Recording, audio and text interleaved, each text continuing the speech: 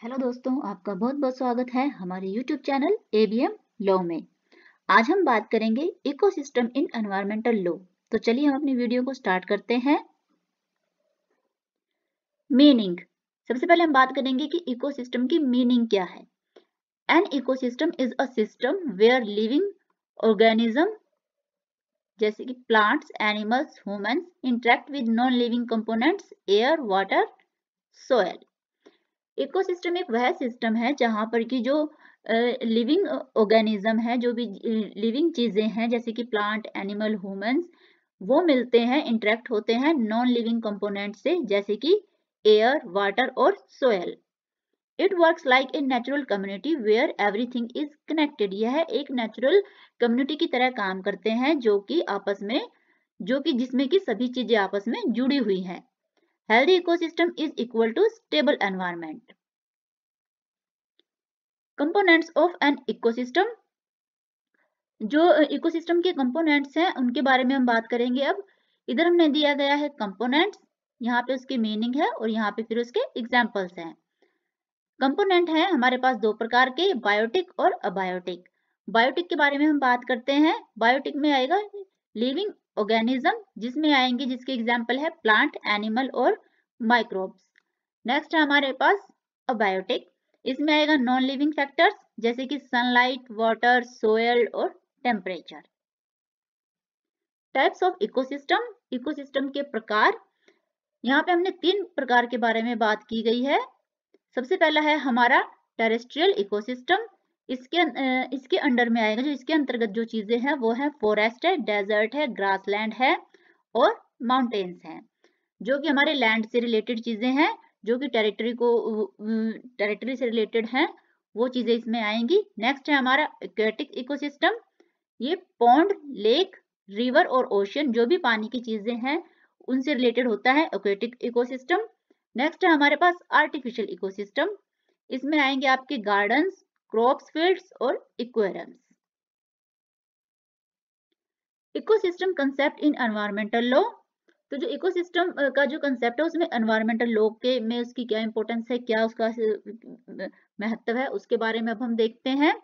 Environmental laws use the ecosystem approach to protect biodiversity. जो environmental law है उसमें ecosystem approach करता है किस चीज को, प्रोटेक्ट बायोडाइवर्सिटी को, यानी जो हमारी जैव विविधता है उसको प्रोटेक्ट करता है।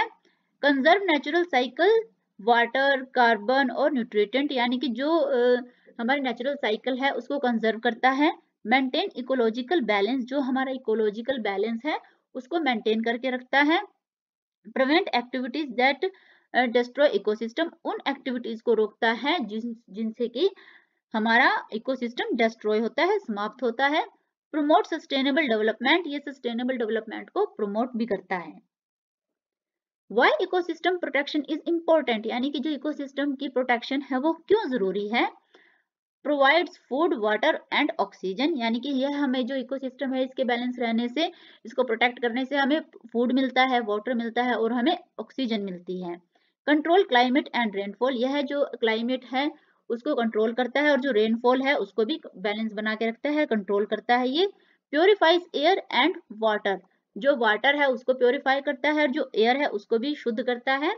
सपोर्ट्स बायोडाइवर्सिटी, यानी कि जो हमारी जैव विविधता है उसको सपोर्ट करता है ये। Protect from flood, storm and draft, यानी जो सूखा है, बाढ़ आ जाती है, सूखा आ जाते हैं, आंधी तूफान आ जाता है, उससे भी यह हमें बचाता है।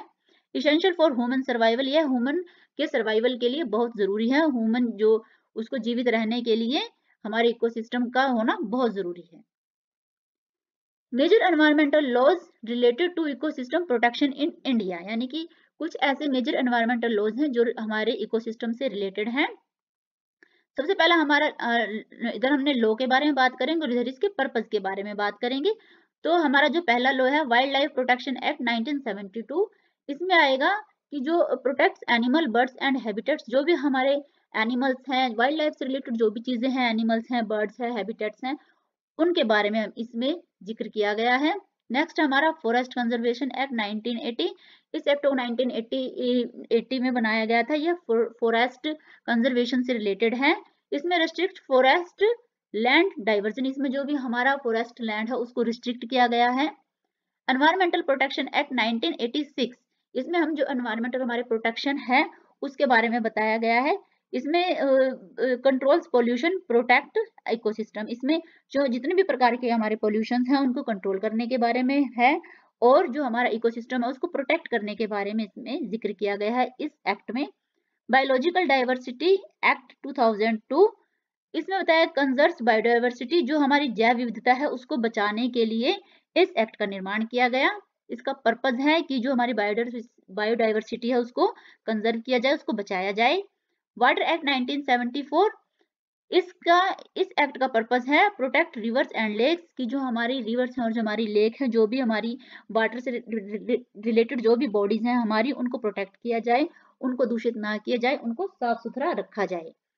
नेक्स्ट है हमारा air act 1981, prevent air pollution damaging ecosystem, इसमें बताया गया है कि इसका पर्पज था कि जो हमारा एयर पोल्यूशन है उसको प्रिवेंट किया जाए, रोका जाए, और जो हमारा इकोसिस्टम डैमेज हो रहा है उसको अभी ख्याल किया जाए। थ्रेट्स टू इकोसिस्टम, यानी कि अब जिसके थ्रेट्स हैं उसके बारे में बताएंगे हम, किसके क्या क्या मतलब इससे क्या क्या परिणाम हो सकते हैं, मतलब इसको किस तरीके से हम बचा सकते हैं।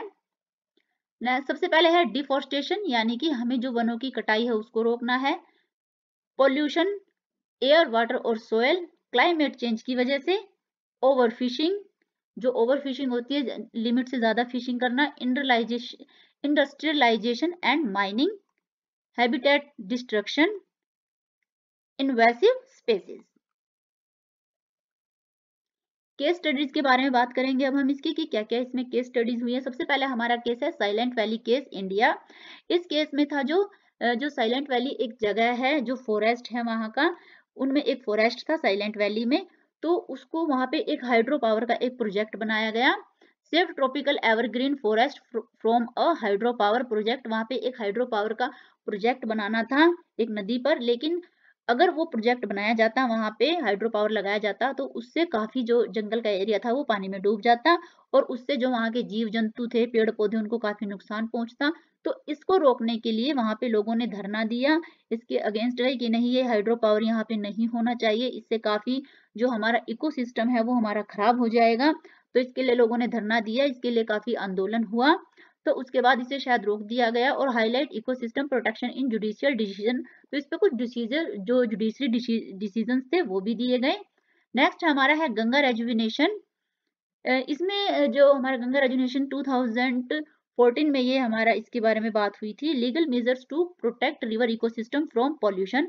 इसमें कहा गया था कि जो हमारी गंगा है वो बहुत ज्यादा अब गंदी हो गई है, तो उसको क्लीन करने के लिए, उसको साफ करने के लिए कुछ लॉज बनाए गए, कुछ नियम बनाए गए, जिससे कि हमारी जो गंगा नदी है उसको प्रोटेक्ट किया जाए, साफ किया जाए, और जो भी पोल्यूशन है उसमें कम किया जाए। तो उसको लेके इस गंगा को साफ सुथरा रेजुविनेट करने के लिए इस लॉ को बनाया गया। Thank you. अगर आपको हमारी वीडियो पसंद आई है तो प्लीज हमारी वीडियो को लाइक करें, शेयर करें। अगर आप हमारे चैनल पे नए हैं तो प्लीज हमारे चैनल को सब्सक्राइब जरूर करें। अगर आपकी लॉ से रिलेटेड कोई भी क्यूरी है, क्वेश्चन है, तो आप हमसे पूछ सकते हैं। अगर आपको लॉ से रिलेटेड कोई भी नोट्स चाहिए तो वो भी हम आपको PDF फॉर्मेट में उपलब्ध करा देंगे। Thank you.